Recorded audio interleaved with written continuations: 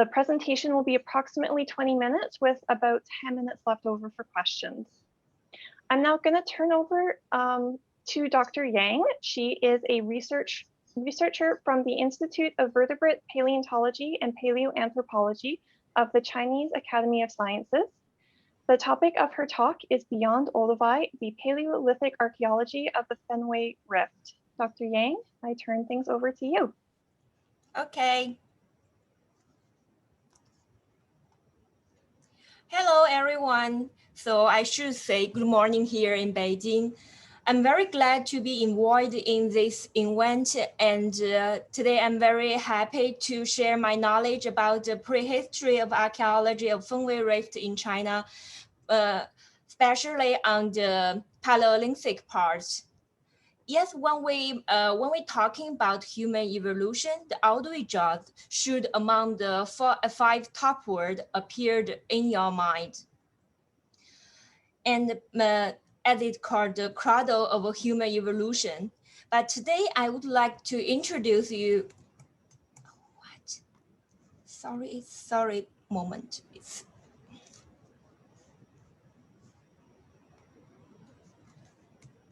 The Fen-Wei Rift.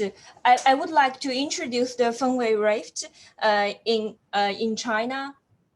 It's extended more than 1,000 kilometers throughout the whole Earth plateau.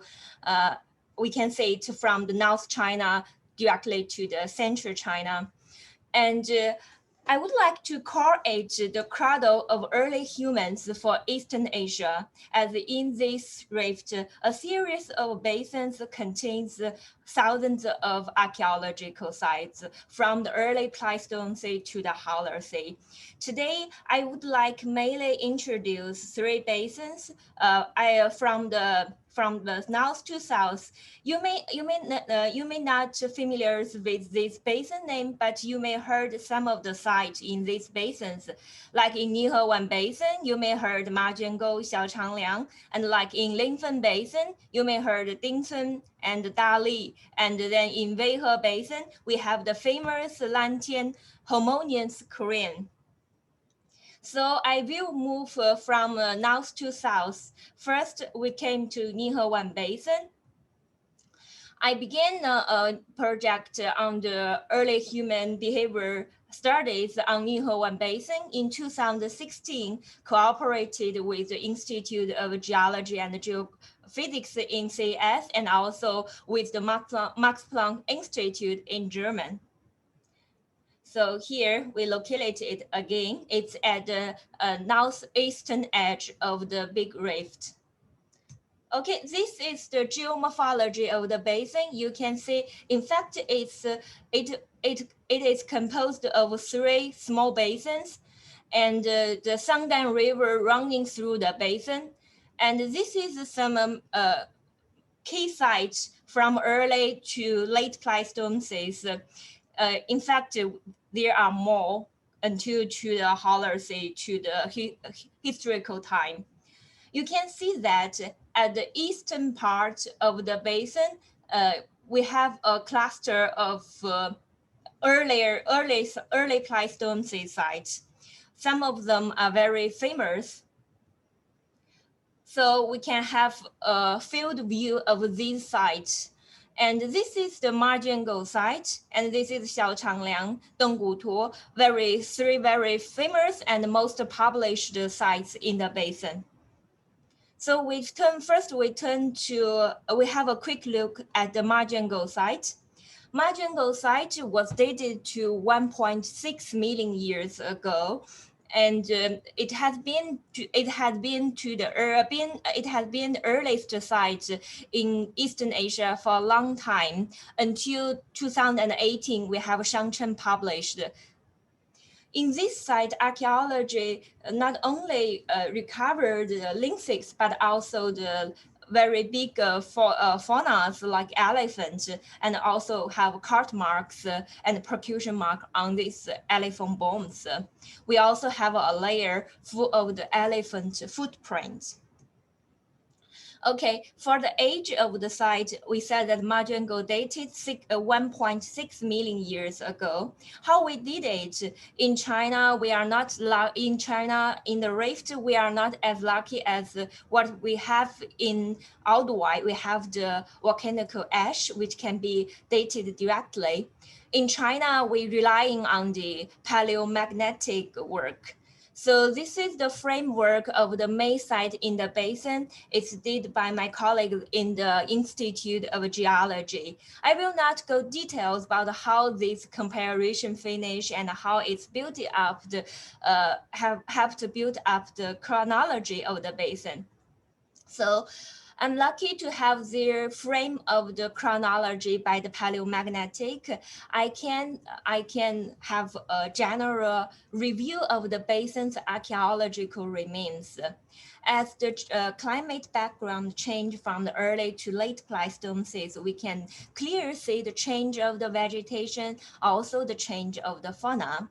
But what I want to focus on is the change of the artifact.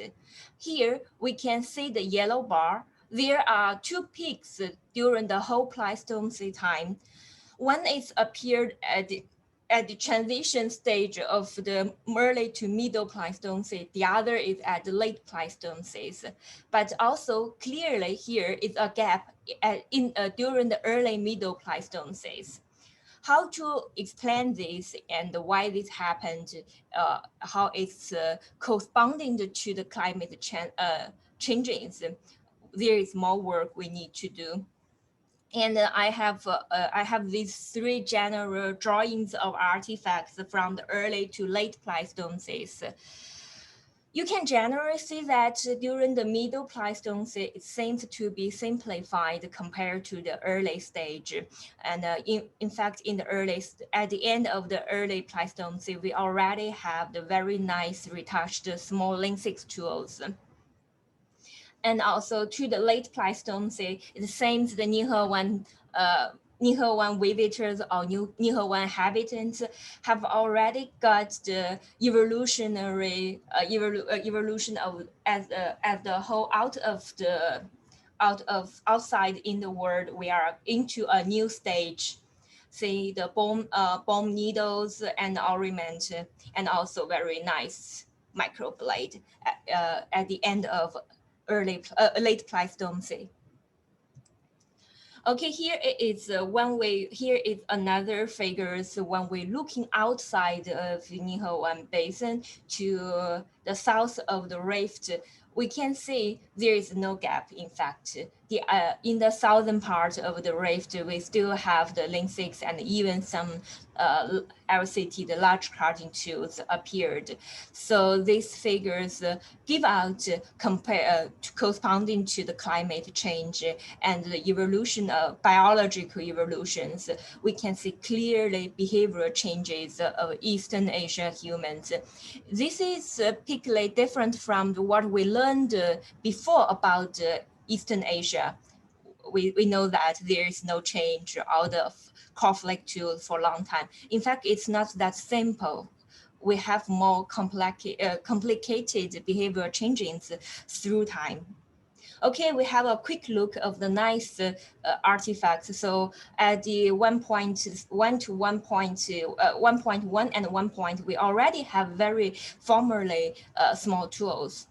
So this is the questions I have already mentioned during my talk. So in the future, the third one will be very important. How to compare to Olduvai, beyond Olduvai, how the early human adaptation.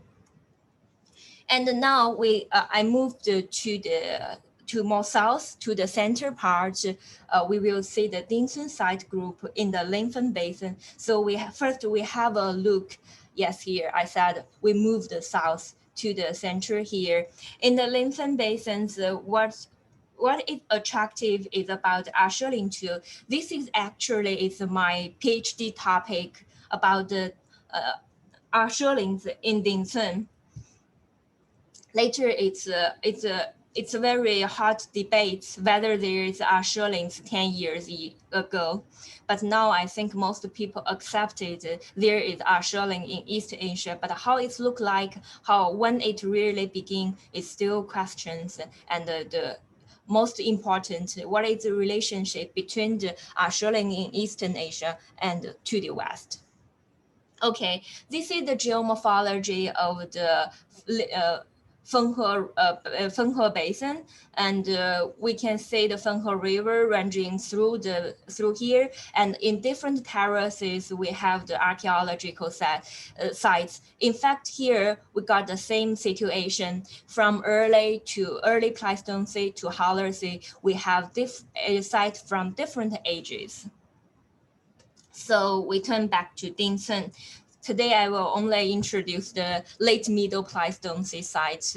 Dingsen. Here is the famous Dingsen homonians fossils. This is new findings around 2013 to 2014, and this is the old findings in 1950s. Yeah, there is a big argument about whether this is archaic homos or it's modern humans.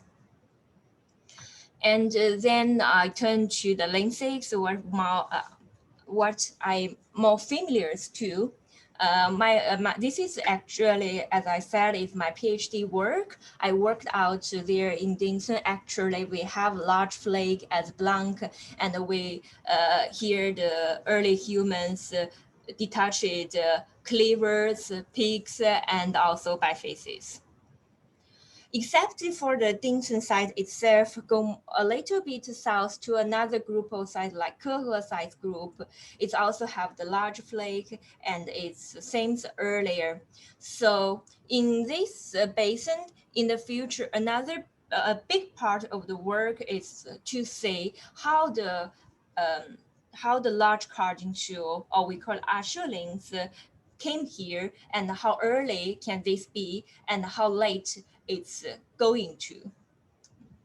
So as I mentioned before, the large carting tool, we do not exactly have a good age about the first large carting tools in the rift.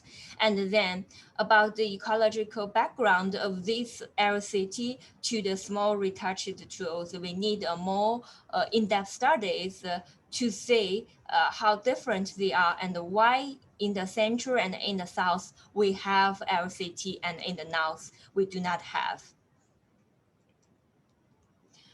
Okay, now we move more south. We have the Gongwangling site and the Shangchen site groups in the Weihe Basin. So here, almost we move to the southwestern edge of this big rift.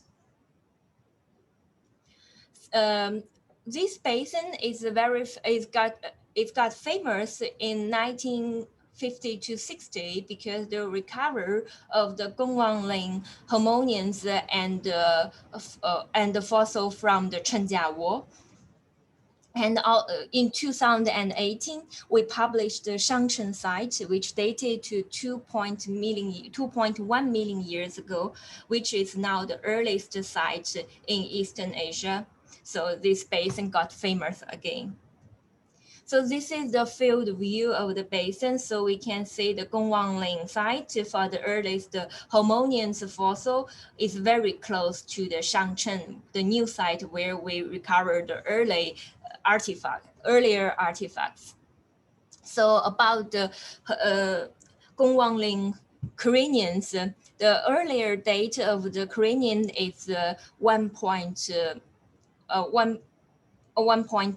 to 1.2 million years ago. But in 2015, a group of geologists, they redating it. Yes, again, we used paleomagnetic.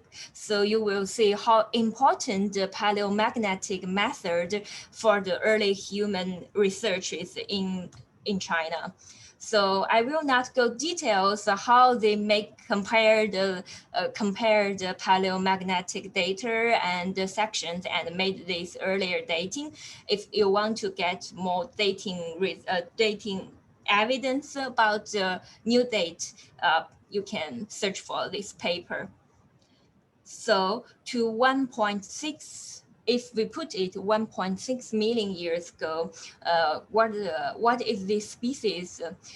General is published as Homo erectus, but I think some paleoanthropologists have big debates on this. Some say it's maybe another species, Homo habiliti, or something else. This is really not my area, but I'm happy to show this here. As we have, I have said, in 2018, we published the earliest site in Eastern Asia, the Shangshan site. In fact, this work begins in 2012 and 11. So when the paper published, it's almost 10 years. Before I go to the site, I would like to show you the Lurs Paleozoic sequences in South and Central Chinese Lurs Plateau. It's really amazing, as you have seen. It's like really like a book, pages by pages, recorded histories of the continent, and you can why we first when we first came here to begin to search for early hominins, it's part of reason is these nicely sequences. And lucky for us, we have found the artifact at the bottom of this sequence. So when you say the date, it's only a date. It's writing there at 2.1. But behind this data, we have a whole team of scientists working for more than 10 years by I think dozens of thousands things, this small cubic to say the date. Okay, now we turn to the linthics, how it looks like. Like this is the artifacts. This is the linthics of Shangshan. This one is just the one in the section you see in the earlier picture I pointed to. The first one we found in the S27, which make us very confident about there is artifact. So later we find more. The study of this artifact is still going on. I'm conducting it, not finished yet. Except for the artifacts, we also have the faunas, in fact, very rich faunas, but the study is not carrying out. We just have some general results, and there may be cut marks on the bones. We need to clearly check for archaeology and in the further studies. So about the detached artifact, I think we have no problem to see this giant cross for flake detach. And also this is the small flakes from the flakes from this cross. It's compared to the later ones we formed in the Ninghe Basin and also in the Lantian Field itself. The earlier one actually is not so conchoidal flake. It's more flat, but it's clearly to have the dorsal face and the ventral face clearly to, and then the end was the artifact. Except the core and the flake, we actually have some very early retouched pieces like this one. So now we are doing some morphological work and also hoping to have some use-wear studies in the futures to identify the possible functions of these early tools. Okay, this is another pieces we can also see the clear notched. This is a 3D model. I have a little problem to running it here. So here, this is a slide I used for public introduction, public education for the middle school students. I want them to see this, how is this compared to Olduvai, compared to the early human artifact in Africa. This is the 3.3 million years early artifact. This is the Olduvai layer artifact. This one is from Shangshan. So we can clearly say they can compare and they have some similarities. So the founding of the Shangchen really shocked the academic field. People became rethinking how the root of early human dispersal should be. Did we have the right knowledge before, or we should change the timing of the early dispersal, or we have a different explanations about the early human evolution? So the work is still continuous. We still work to see, is there earlier evidence which can be earlier than 2.1 million? And we only have so early artifact. We do not have any fossil evidence. So who made these tools? Still a big question mark. And so in the future, we want to complete the version of the human evolution stories in this nice little sequence. Okay, so at the end of my talk, I would like to give you the comparison images of Olduvai and Nihoan Basin. It's very similar, and I hope in the future the comparison studies we can get more knowledge about early human evolution in Olduvai and beyond Olduvai. So thank you very much.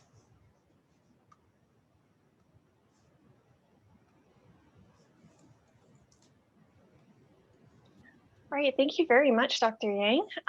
We are going to start accepting the questions now. Just wait for them to. So our first question is, do you have a sense of how far Olduvai hominins traveled to secure raw materials for their tools? You mean in China, the early humans, how long they transport the raw materials?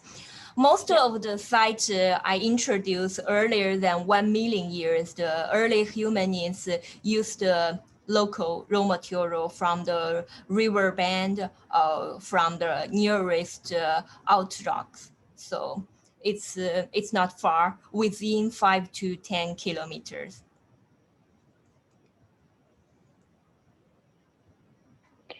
All right, our second question is, what is the environmental context of human occupation during the early Pleistocene? In Eastern Asia.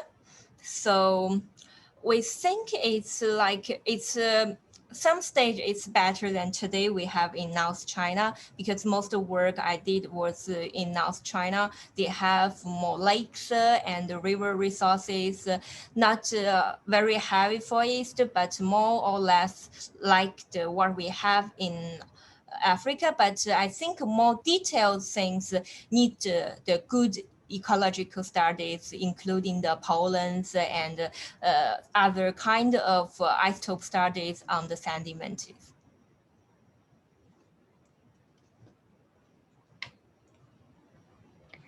Do you think the late appearance of Acheulean technology in China is evidence of technological convergence or diffusion?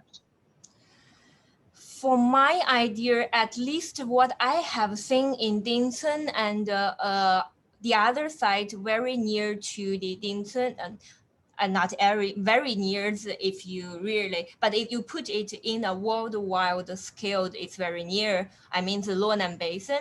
I mean in Dinsen and Luonan, I think it's more like diffusions. It's very similar to the large flake Australians, what we have in Africa and European.